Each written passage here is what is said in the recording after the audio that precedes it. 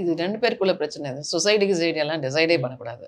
அவங்க 2 பேருக்குள்ள ஒத்து வந்ததுன்னா அவங்க இருப்பாங்க. ஒத்து வரலன்னா இருக்க முடியாது. சைந்தவி அனௌன்ஸ் பண்ண பிறகு தான் எனக்கே தெரிஞ்சது. அப்ப நான் பிரகாஷ் கிட்ட வந்து ஒரு டிராவல் நாங்க போயிருந்தோம். அதுல ஃபுல்லா நான் அத பத்தி தான் பேசியிருந்தேன். And my daughter also came in and she told me certain things which I don't want to believe. எனக்கு அதை நம்புறதுக்கே இஷ்டம் இல்லை. ஸோ அதனால அதை பத்தி பேசவும் இஷ்டம் இல்லை. I wish they reconcile and come and join together. அவ்வளவுதான். இதுக்கு மேல எதுவும் நான் சொல்றதுக்கு இல்லை. சொசைட்டிக்காக ஒருத்தர் உள்ள இருக்காங்க அப்படின்னா அது ரொம்ப ஒரு ப்ரெஷர். அது 2 பேருக்குமே மென்டல் ப்ரெஷர் தான். ஸோ அந்த சொசைட்டிக்காக வாழறதெல்லாம் எனக்கு ஒரு பிடிக்காத விஷயம். 2 பேருக்கு அது ரொம்ப உகந்த விஷயமா இருக்கு அப்படின்னா டெஃபினட்டா they can see.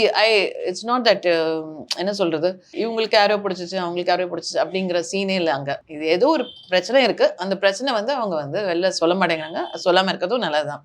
Time will heal everything. So அப்போ இவங்க சேர்ந்தா I'll be very very happy because I think Saindhavi is a wonderful person. So for her sake they should